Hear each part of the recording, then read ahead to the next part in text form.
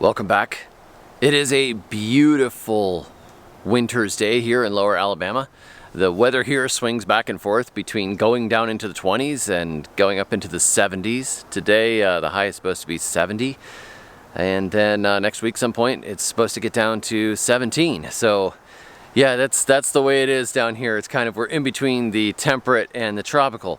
But I figured I'd walk around the woods a little bit and see what's cooking out here, and if there's anything I've missed foraging. We've had a good bit of rain, and sometimes that means the chanterelle mushrooms are up. And one thing I've done on this channel off and on, and I've done on my blog a lot and in my books, is talk about the value of wild plants. We eat a decent amount of wild foods when they are in season and when we can find them. So that means we harvest chanterelles and we put them in our scrambled eggs. Sometimes puffball mushrooms we put in our scrambled eggs or cook them as a side.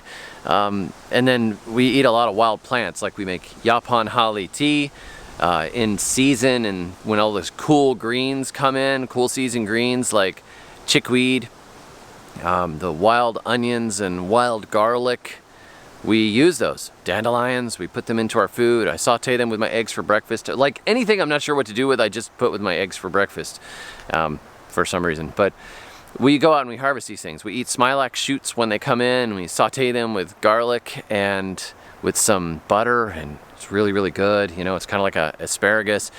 So I've done this for years, just going and hunting down wild foods, wild berries, you know. There's all kinds of good stuff out there. But it's been a process of learning over the years. And people have asked me multiple times, why don't you write a foraging book? Why don't you write a foraging book? And I actually planned out a simple foraging book. Like, here's like 25 of the best wild foods for Florida. You know, that kind of a little, like, let's do a picture guide of some of the stuff that we like to eat out there. But I kept not doing it.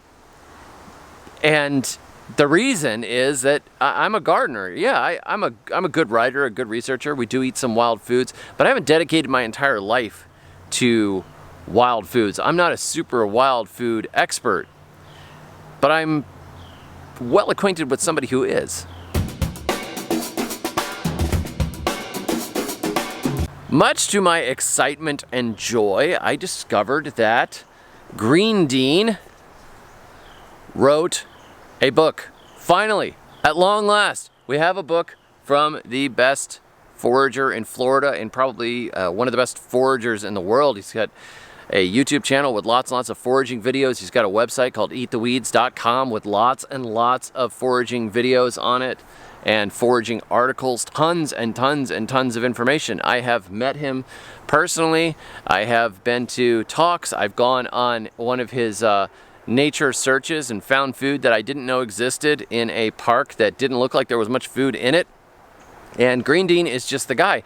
So some years ago I heard that he was writing a book, or he was planning to write a book, and I thought, this is the guy that needs to write the book on foraging, not me. So I am very excited to see that he has put this book together at long last. Eat the Weeds, A Forager's Guide to Identifying and Harvesting 274 Wild Foods with nutritional information. So if you're interested in wild plant foraging and finding what is available, this is much easier to use than some of the other books that I have come across. I have some good ones, like there's a classic one, you know, Stalking the Wild Asparagus. That's the one you may have heard of. And then for Florida, there's Florida's Amazing Wild Edibles. There are some guides to edible plants from various guidebook companies. I think there's an Audubon guide as well. I have multiple field guides to edible plants.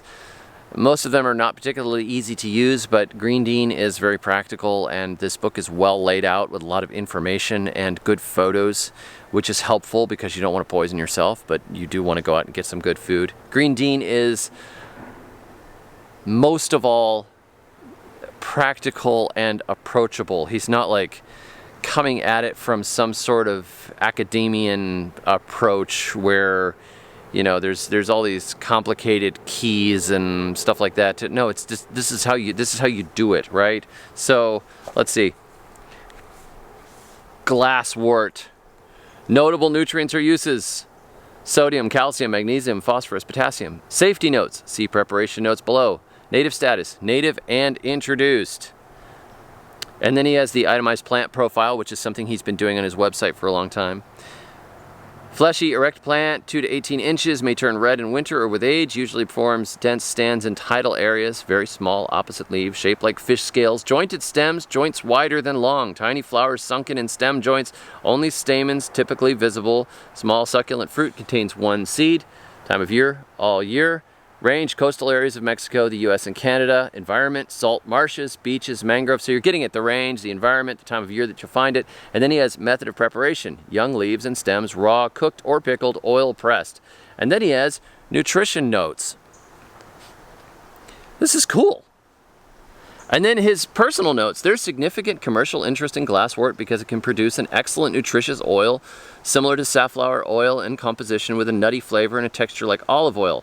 The raw seeds are not edible because of saponins, but those are left behind when the oil is extracted. I like the leaves and stems raw in salads. And he goes on with more information on how you use it, you know, where you find it, how you use it, etc., so on and so forth. So Green Deane is the guy.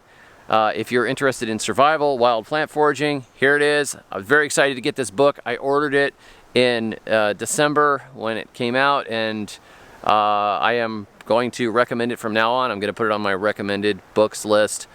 Big fan of foraging, and I am a big fan of Green Deane and the work that he has done. He has made foraging accessible to a lot of people, including myself. Years ago, when I was interested in finding wild plants in North Florida, I went to his website and found it. And he's not just North Florida, but that's where I was, and I was only a couple hours away from him. So, what is this plant? What is this plant? What is this plant? I'd go search for it online, and invariably I would end up at eattheweeds.com. And so, yeah, go support Green Deane and his work. Get this book, and I will put a link below this video.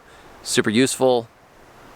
I just recommend it. I love the guy. I love his book.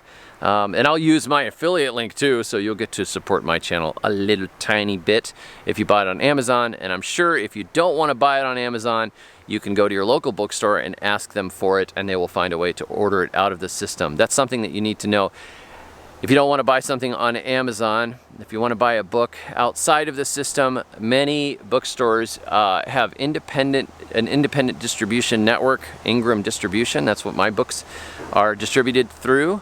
And many other people's books are. I think it's the largest distributor in the world. So you can just go into a local bookstore and say, hey, I would really like this book, but I don't want to buy it on Amazon. And they will happily find it for you in the system if they're signed up for it, which most are even overseas. It's an international distribution. So anyhow, that's something to know if you want to avoid the Amazon route. But if you don't mind Amazon, I'll put my Amazon link below to the book. And congratulations, Green Deane. I'm glad you finally did it. I've been waiting for this book forever. I like to have paperback stuff in case I can't get on the internet. I like to have things that I can carry around with me, throw in my car, put on my bedside table to scan through at night when I'm going to sleep.